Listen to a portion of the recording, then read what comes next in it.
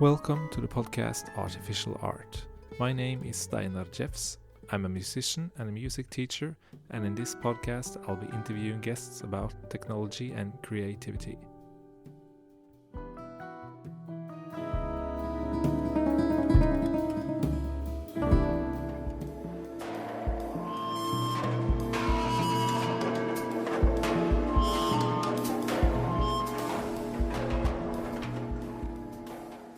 Sebastian Pfeifer is a jazz pianist and electronic music producer, blending improvisation, jazz, and experimental electronic sounds. Under your alias Pfeifer, you merge genres with releases spanning jazz clubs to avant-garde electronic scenes. And your recent work explores avant-garde and AI-generated instruments, earning you a third place at the Jazz KI Award with a performance at the ELB Jazz 2024. And one of your latest projects include the experimental album Endern and the trio Endern's release, Free Transcripts. And you have sort of a interesting backstory, I think. As I was reading your bio, you went from a classical pianist delving into electronic music and then into jazz and then kind of back again into electronic music. Maybe you could tell a bit about that story. So I had to take classical piano lessons when I was 5, and I always hated it. And when I was, 11 or 12, my teacher actually kicked me out because I never practiced and I hated it. And I started playing drums then and cello, which I liked way much than playing piano. And then I discovered like dubstep and Skrillex, Virtual Riot, and when I was 13 maybe. Yeah. And I really started to get the power that music can have. And I started producing on my own because I really wanted to know how it's done. So I started producing my own music when I was, 13 maybe, 14, with FL Studio back then. And yeah, then I came to my limits because I didn't know much about harmony and theory, and I wanted to do more in more complex harmony and wanted to learn about it. So I started playing piano again, but this time I improvised on my own and just figured stuff out on my own, and this was way much more fun than the classical piano lessons I had. So yeah, I learned a lot by myself back then and always implemented what I learned into my electronic music. And then I discovered jazz music, which is basically like, so the theory is like harmony, melody, and rhythm all packed together in so-called jazz music. And it looked like the perfect music to dive into, to learn everything about harmony and stuff like that. And that's when I started, going towards jazz music. And I got a nice teacher who Klaus Ignacek, who taught me a lot about jazz. And then he told me that maybe I should apply to actually study it at a university. And then, I went to Munich and got accepted there and studied there for 5 years. And now I'm in Berlin studying here my master, also in jazz piano. But in the last time, I really learned about myself that I'm not a jazz pianist. I just like music in general. I don't want to only play jazz. So and the electronic music always went with me the long way, and so everything mixes together: jazz and dubstep, electronics and processing and technology. It's all together for me. Yeah, I think that's kind of how I got here. Yeah. How do you feel about the term jazz? What does jazz mean to you? Nothing actually. I don't know what it means. I can't really identify with the term jazz, and I don't really know what it is and what it's supposed to mean. So it's, for me, it's a very abstract word, and I like to just call it music. So because for me, like, classical music and jazz is not far away from each other, and dubstep and classical music isn't either. It's just all emotions that are produced through vibrating the air, actually. So it's super basic, and music is music and doesn't need any genres or any labels, I think. But still, when you write your press release, you have to define it in some way, you know? Yeah.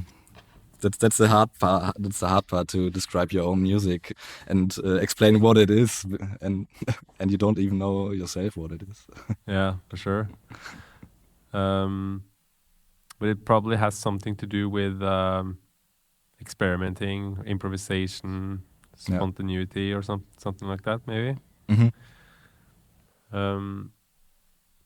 But so you went from a classical pianist, you kind of hated the structure and practicing and stuff like that, and then you started developing your own voice through electronic music producing.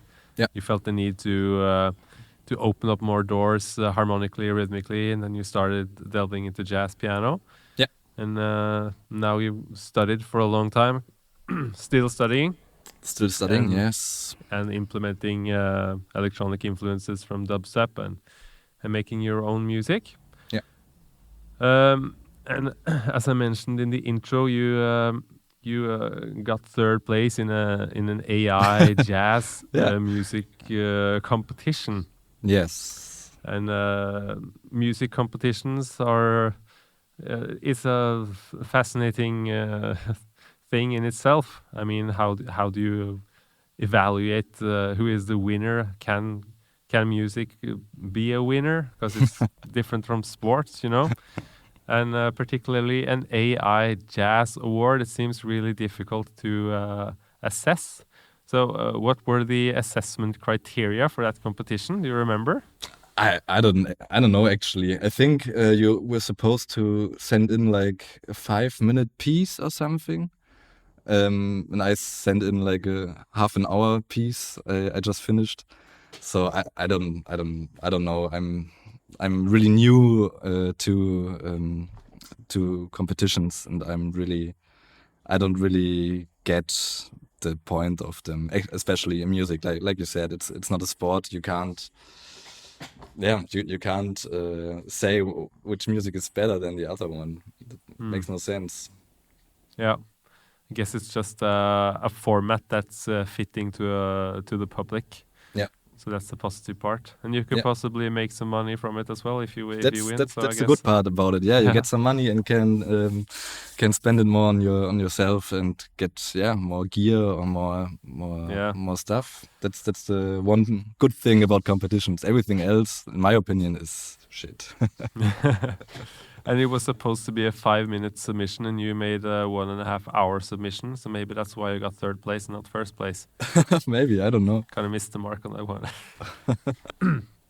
But the reason I got across your name was because I was reading about artists on the Neutone website, which is an AI plugin.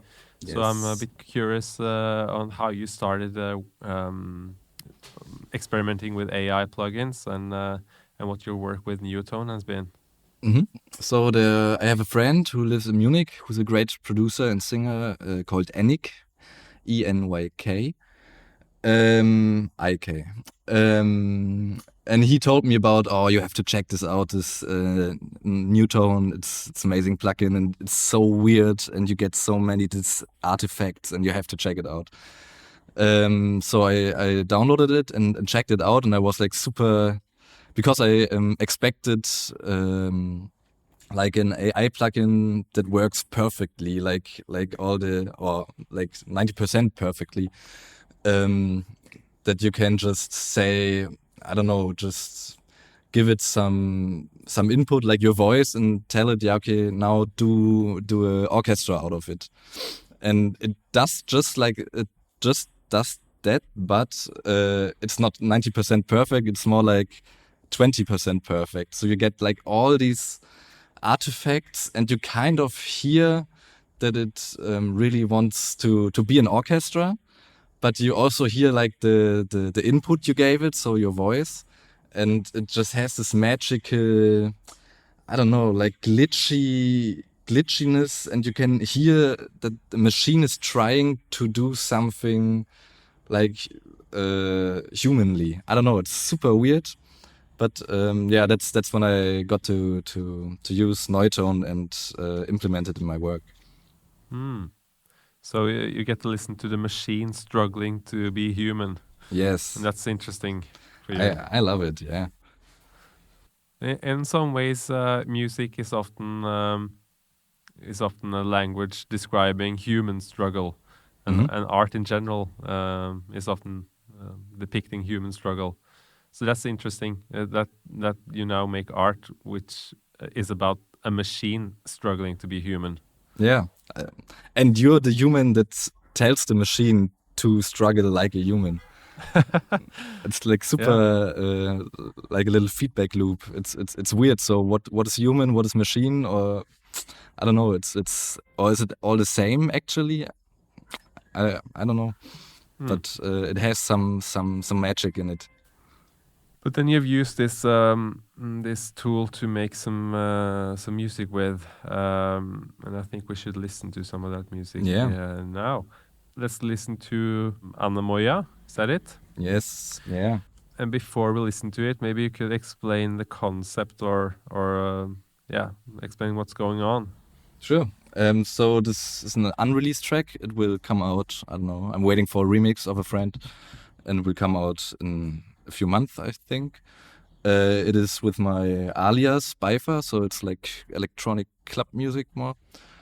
And it's the first track that I made in Berlin, so it's super fresh because I just moved here. And there's like one part that's using Neutone, the AI plugin. It's where I don't really like my voice, so and I don't like lyrics that I write, but I really wanted to give this passage like a really human touch, like my own voice. But yeah, I don't like it, so I run it through Neutone. And what I did is I sang into my phone like just little melody snippets, and I sent this to Neutone, and I told the plugin to do a voice out of it. So the input is my voice, and the output is like a noise, like a voice model from Neutone. And I think it's super interesting because you can actually hear my voice, but it's super artifacted and glitched out. But it kind of, I don't know, it sounds like me, but it doesn't sound like me on the other side. But for me, it is like a super good way to, actually to hide my own voice, and to create some artificial thing out of human voice, actually. Yeah. Great. So maybe I'll fast forward to the bit where you actually use your phone. Yeah. That's like there, right there.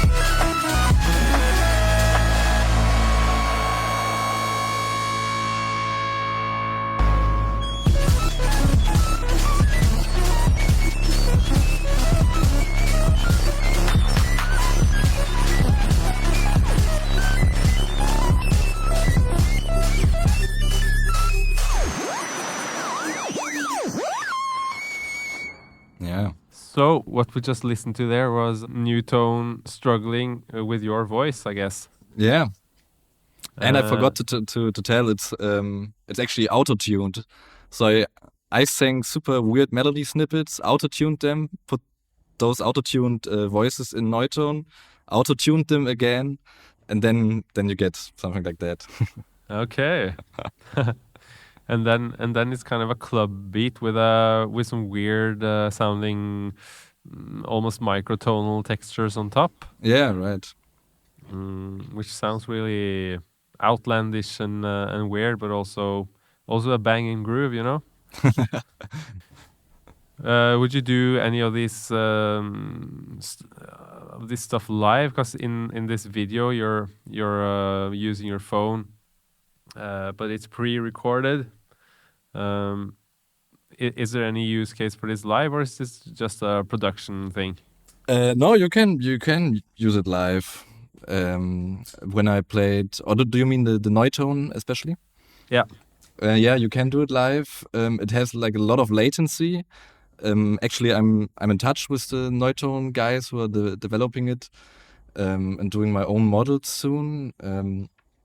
And when I played at Elb Jazz for the Jazz KI competition, I wrote them like, oh guys, I really need like a version that has lower latency because I can't play with like 500 milliseconds delay. And then we got something, some tricks that to get the latency lower, but you can use it live. Yeah. Yeah. Okay. So that was Neutone. What other stuff are you using when you make music these days? So I always try to find new stuff that inspires me, like Neutone. And lately, I started experimenting with. So I'm using Ableton Live now. I started with using the Ableton's feature called audio-to-MIDI converter. So if you have Ableton, you have just a audio file. You can right click on it and say, generate me a MIDI track out of it. It's kind of has the same feeling like the Neutone because it's you get like super weird MIDI files that I personally love them, and I tried to trick the algorithm. So the algorithms, I think how it works. I don't know. I think it just checks like the fundamentals of the audio input and just puts them into the MIDI notes. But if you have like a lot of overtones, then you can trick the system to think that's a fundamental, not an overtone. So you get like super weirdly MIDI files with some weird overtones that are actually fundamentals in your MIDI file. And you can trick the program by adding a lot of distortion maybe to an audio signal to get more overtones, so you get a weirder MIDI file.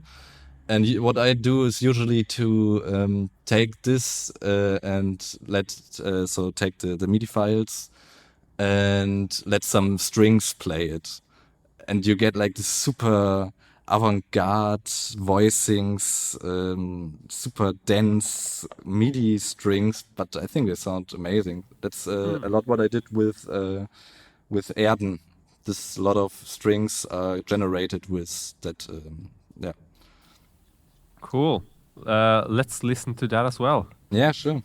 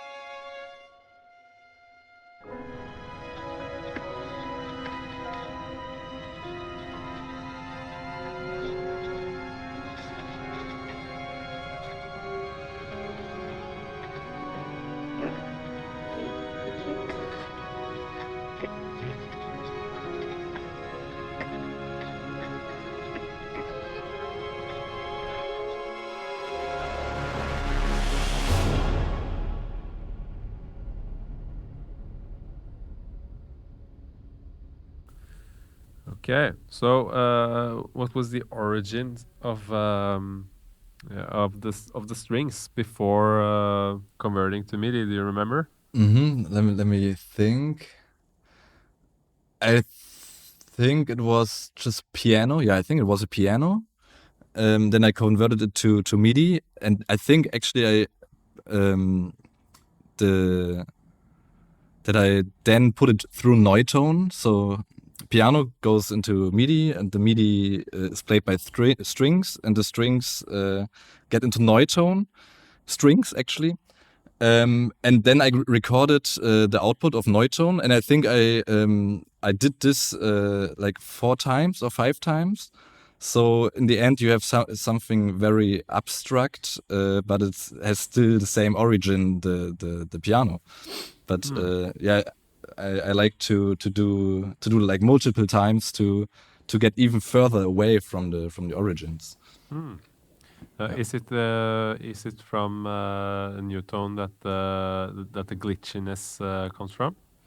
Or was it a different layer? I think it's a mixture. So there's one reverb in Ableton called hybrid reverb, and it has this little I don't know what it's called. You can switch it on to analog mode and extreme analog, so it has like a lot of glitches. And if you modulate this slider super fast, then you get a lot of glitches because the reverb just does random shit. So this is one layer.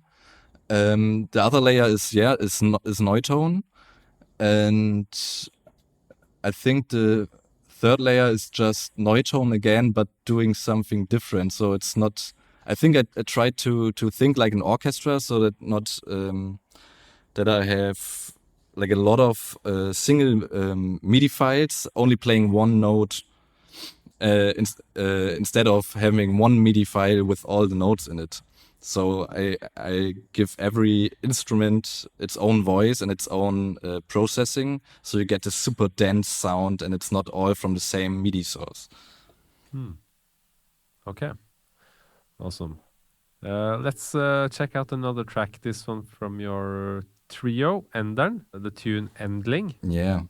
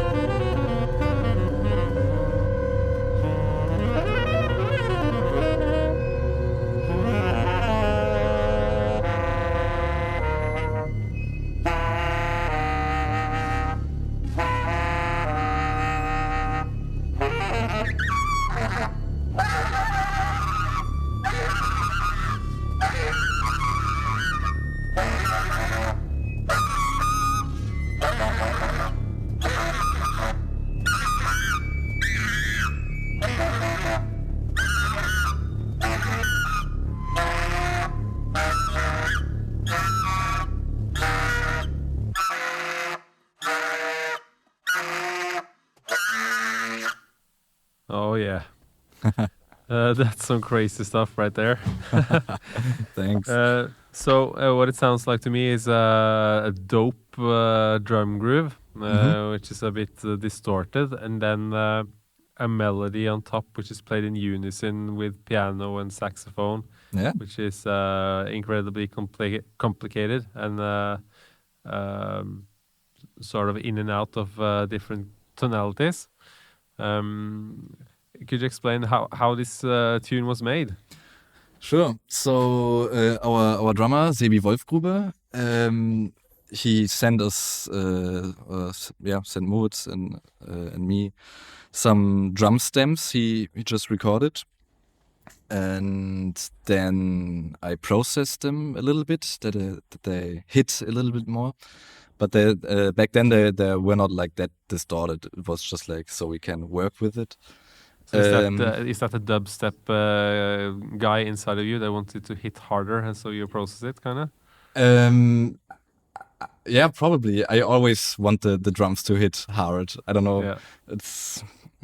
Yeah. I just like it, and distortion, especially. I really love distortion on everything. So that's just I guess my dubstep past telling me to do that. Yeah. And then I improvised like so the melody that is played in unison was improvised by me, and then the hard part was to transcribe it and then play the saxophone part on top. So Moritz did it like super great, and we were in the studio, and he was trying all the phrases, and it was like super out, and it was super complicated. But in the end, we got it. And we wanted to cut as less as possible, so it really has like the flow and the character as if it's being played live. So we really had to transcribe it pretty detailedly. And then so I when wanted, you improvised that melody, was it like one take improvisation, or did you comp takes, or do you remember how it went down? No, it was a one take. I think it was just the. Usually for me, it's like the first takes, or the first take is the best one most of the time, and I just took it. Yeah, I didn't rethink it twice. Yeah. Cool, but then the melody kind of develops, and the orchestration develops through the tune as well. What's going on there? So we did the melody part, and then we needed like a chorus, actually, like a B part. So this is when the synth chords come in, and it gets a little wider and more dense. And after this part, it takes you to the solo part, and it gets much worse. It's super dense and super microtonal. It was actually one take too, I think, I played on my Prophet Rev 2. And on the synthesizer you have like the little knob called oscillator slop, and it just determines that when you press a key it's not always in tune, and you can say how much it isn't in tune, and I really like to play with that, so that you don't really know which notes I'm playing actually. And then I improvised the solo over it. There's actually some Neutone in there, because I really love soprano saxophone and saxophone, tenor saxophone, and I wanted it to have like the. So I love John Coltrane. I wanted it to have like the intensity from a 60s Coltrane album. So I put some Neutone on there, and telling it to accompany my solo with soprano saxophone, and then I cut out some soprano lines, but I don't think you can really hear them. But in my solo there's a soprano playing with me, fake soprano. A fake soprano sax accompanying your solo. Yeah, right. Yeah, okay. And then we have some strings in my solo. This is the same procedure as I told before, just audio-to-MIDI.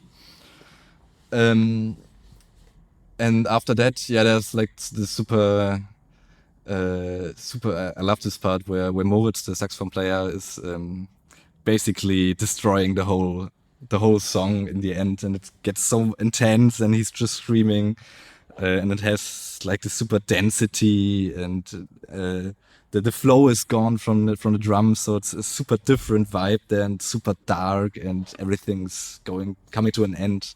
Yeah, I really love this song. Yeah, that's intense, that part when he's like just screaming. Yeah, basically. And he's not stopping. It's just one more, and the bass notes are cutting out, and the reverb is slowly getting faded out. So it's super uncomfortable, actually. For me, it's super uncomfortable to listen to it. Yeah, but I love it. I guess that's because I read the description of your trio, and I think in the end it says something about protest. Yeah, progress music of and protest. Yeah, I guess it sounds a bit protesty, if that's even a word. Screaming through the saxophone just like incessantly. Yeah, that's super cool. Yeah, so that's an interesting tune. And have you played that song live yet? Not yet, and I don't know if we can. I think, of course, we can, but we would have to practice a lot more than. And I moved to Berlin, and they are still in Munich, so I don't know if it's going to happen. But yeah, hopefully sometime. Yeah. Yeah, you have to practice that head a bit. Yeah, probably. But actually, have you written a lead sheet for this song? Have you written down like the melody? Yeah, we have it because we needed the melody for Moritz to play, and in the beginning we didn't. So when we only had the drum stems from Sebi, we Moritz and I heard it differently. We hear the different poles, so we transcribed it actually like every bar, and it's just changing 7/8 and 7/4 and 6, and I don't know. It's like going through all different kind of metrics. So in the end, I think we have a pretty good sheet from it. All right, so you can just bring the lead sheet to a jam in Berlin and get on it. That would be funny. You're obviously kind of delving in the AI music space. What kinds of stuff do you find most interesting right now when you look around in the scene? What fascinates you about what other people are doing regarding AI? Yeah, a lot. So and maybe also what's not interesting. That's also. Maybe that's more easy to say. So what's definitely not interesting for me is like those platforms like Suno or Audio AI, the prompt to music networks, because I don't see the value of it, and I think it's super boring to just do some prompts and get music out of it. I mean, it's impressive, but I don't get why you would do it, because doing music is not about the end product, like with those websites. So doing music is the doing of it, the creating is the fun part, and not the end product. It's just the experimenting. That's because I don't really like those websites. And what I really think is super interesting is something like Neutone, where you can shift your timbres of your instruments, or doing this live actually is super interesting, I think. And there are some I don't know. Did you check out the other Neutone artists? Yeah. There's like the Portrait XO. It's like super great project. She's also in Berlin. I think this is super interesting what she's doing with AI. So she really goes deep into it, and is really into it. I really like it, and she's getting super interesting music out of it. Yeah, cool. But it's stuff that's pushing the boundaries of what's possible and not replicating a generic version of what's already done, I guess. Yeah. Yesterday I was just browsing the top videos on Sora, the new text to video machine from OpenAI, where you can make a text prompt and get a 5-second video. And what's fascinating about that, I think, is that it kind of taps into imagination in a way that is new.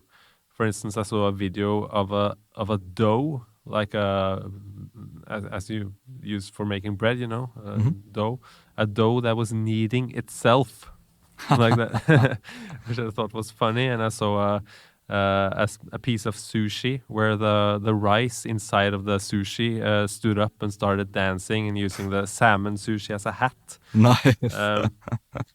And I think those kind of use cases for AI is really fascinating and funny and taps into imagination in a new way. But I mean, so I'm still kind of waiting for a similar kind in music. Seems like the stuff Google is doing with the FX Lab is kind of similar. But that's not available in the EU yet, so I haven't tried it myself. I just saw it on video. But I mean, things that are pushing us forward and bringing something new. That's what's interesting and cool, I guess. But in terms of doing jazz music and doing improvisation, you obviously have spent a lot of time on your craft as well, playing piano and being able to hear a phrase in your head and actually being able to play it. And of course, in jazz, it's really important to be a good listener, react to what the other people in the band are doing, and stuff that gets in the way of like fingertip craftsmanship is kind of annoying in terms of being able to respond in the way that you like. As you were mentioning earlier, also with Neutone, that it had a 500 millisecond delay, and that makes it really difficult to respond to stuff happening in real time. So I mean, with that in mind, does that steer any direction for you in terms of what you're interested in, what you're not interested in when it comes to plugins? Like latency? Like latency, or just the fact that you want to, or I'm not sure if that's the case for you, of course, but at least for me, I want to know what's happening when I do stuff. Like when I play the guitar, which is my instrument, when I hit a note, I want to know what that note is going to sound like. And of course, it's sometimes it's great to be surprised or experiment and stuff, but when it comes to comping someone or playing in an interplay setting, I want to complement what other people are doing, and that's really difficult if I'm not sure what's going to happen. Sure, yeah. I think so. Everything I try to, everything I'm doing, I always have in mind, okay, I want to do it live and do it on the stage and check it out, how it sounds like on a big speakers and in the club, I don't know. So I think for me, I don't have a lot of plugins, but the plugins I have, I really know what they are doing. And I know which ones I can use live. And for me, every plugin is like a own instrument that you have to learn. And I really like to modulate all kind of stuff. If I play synthesizer, for example, I like to do like super small changes to every note, so it sounds super organic and alive. And I always try to do this live as well, so that everything I do really sounds like a real instrument and not like a gimmick. Because for me at least, synthesizers can super easily sound super thin and like a gimmick, and not like a real instrument. And for me, playing jazz music live, it's super important that if I play synthesizer live, I really need it to be organic. otherwise it's super stiff. And like you said, like to play with other people, you can't interact with them if your synthesizer is only having one velocity or only one that the filter's always on the same frequency. Yeah, so it's always learning how to play everything live and in the moment, and to do it with your band so that you have all possibilities.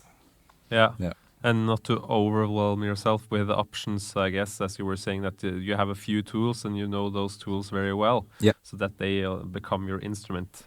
Yeah. Also, when talking about playing live and improvising, and particularly in a jazz setting, that's a really important part of the scene and of the culture in jazz. That improvisation and interacting and being in the moment is a part of it. Which also brings into the question the topic of authenticity and like jazz creds, I guess you could say. How do you feel your peers in the jazz community? How do they respond to AI and using AI tools? Do you feel like policed by jazz creds gatekeepers? Sure. Yeah, I think so. There are like the really old school jazz players.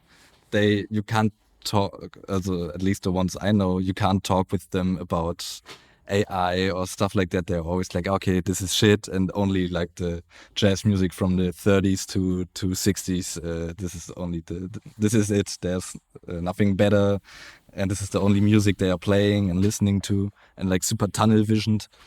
But it's so at least in Germany, I think this is the minority actually. So there are a lot more musicians that are super open to experimenting and to new stuff.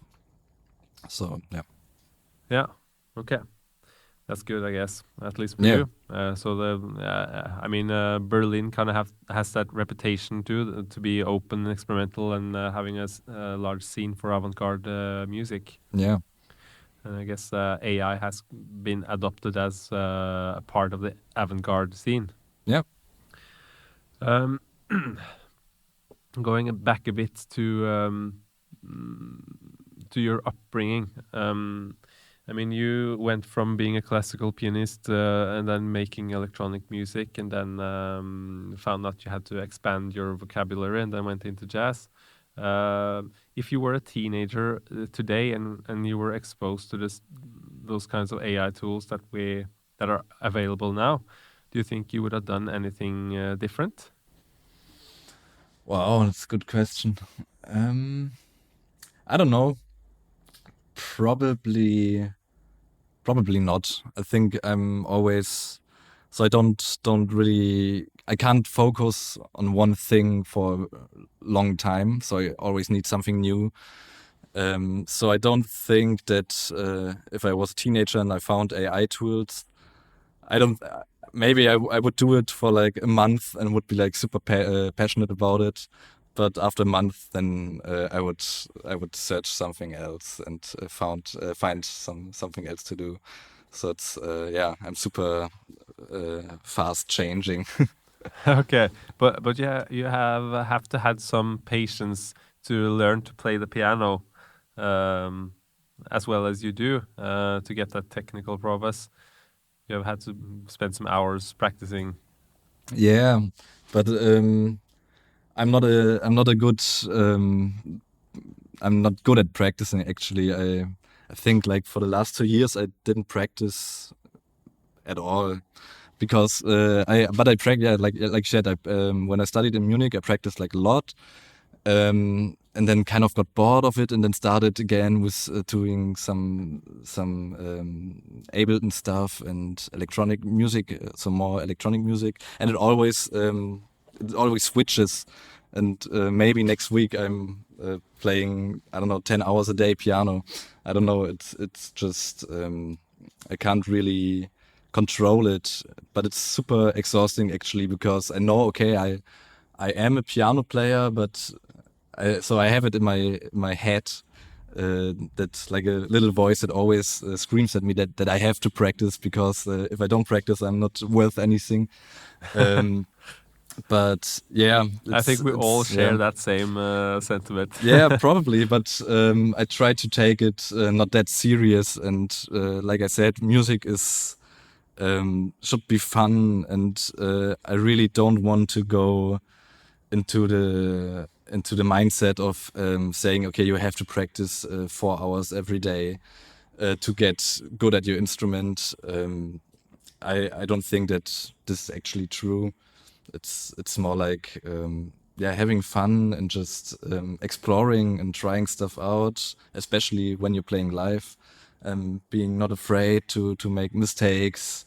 I think like that you learn a lot more than practicing alone for 4 hours in a dark room. Yeah, but you do play a lot then, maybe not practice as much. Yeah, I like to play a lot, yeah, but don't practice. I practice a lot in my head though. I like to I always have I have the keyboard in my head, and I always check out lines or some interesting structures.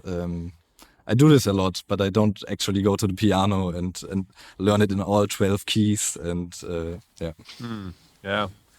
There are loads of studies though that show that mental practice is just as good as physical practice. Really? Yeah. Nice. And I heard an interview also with Tal Wilkenfeld. I don't know if you know her, the female bass player who played with Jeff Beck and Vinnie Colaiuta and stuff like that. Yeah. And when she was growing up, she wasn't allowed to practice more than maximum 30 minutes a day by her parents, because they wanted her to focus on school and stuff like that. So then she would just practice mentally and prepare herself all day for those 30 minutes of golden time with the instrument, you know. And she got to a place of true virtuosity, you know. Yeah. And I've also seen studies where they actually compare 30 minutes of actual playing with 30 minutes of mental practice, and the results are the same or better for mental practice, actually. Super interesting, yeah. But it's really difficult for many people to keep focus when you mentally practice, you know. If you have ever tried meditation as well, it's a really difficult task to do. So yeah, it is. I guess if you have the ability to actually mentally focus enough to mentally practice, that's probably a very good thing to do. Yeah, maybe. So maybe that's why you've gotten to the level you've gotten to without practicing that much on the physical instrument, if you're constantly doing it in your mind. Yeah, maybe. We're starting to get to a close here, Sebastian, but before we end, I was wondering if you have any recommendations for listening when it comes to artists or plugins that we should check out in the music and AI space. So I know you mentioned one earlier. Maybe you can mention it again. Portrait XO. Yeah. She's a great Berlin-based musician. Yeah. And there is one called Marius Jopen. He's not a musician, but he's doing AI art. That's super nice. And he did the artwork for my album, for my Pfeifer album. And I don't know if you know Refik Anadol. Refik Anadol. No. It's actually the first one, the first artist I discovered who's doing something with AI. And yeah, he's a great artist doing super weird but beautiful installations with I don't know. It's super big screens doing weird animated stuff. It's amazing. Yeah, maybe those three. Yeah, cool. And as an outro for this episode, I was thinking about playing a song from Endern, which is called Latif's Lament. Yeah. which you have also played live, or this is a live recording actually. So I'll post a link to that in the post. But maybe you could explain a bit what's going on in that song before we listen to it. This one came out of a jam where I experimented with the crash becken. I had a contact microphone. I stuck it onto the crash becken, and I soldered myself a little speaker that I can have in my hand. And the signal that comes into the microphone is the same signal that goes out of the speaker. So if I touch the crash becken with my speaker, it creates a feedback. And I really love feedbacks, like guitar feedbacks, and I really wanted to do it like on my own, and that's like the best way for me to get like super interesting feedbacks and to actually control them live. So this is like the main thing that inspired this song, I think. And then it's just so the song doesn't really have a metric. It just has a pulse, and that you can stretch and that you can feel on different ways. So it's super heavily based on interplay, especially with me and the drummer, because the pulse is always set by the synthesizer playing like a super distorted, noisy bass tone, and just like the pulse, and it's just it's everything is played freely. And the melody actually is from a book from Yusuf Latif. Do you know him? No. It's like super. There's super. So it's a big, a fat book with a lot of melodic phrases and stuff to exercises, stuff to practice. And when we had this jam session, and we played like super noisy, and I played the fat bass notes, Moritz just opened this book and just played the first passage that was on the side that he opened. And then it was this melody, and it has a structure in it. I think it's always a perfect fourth, and then a tritone, and then a perfect fourth, and a tritone again. I think this is the structure. And then he just improvises on it. And the name Latif Slamont is Yusuf Latif. That's why it's called like that. Yeah. Ah, nice. Great. So thank you so much for coming. Yeah. Thank you for having me. And now Latif's Lament. Yeah.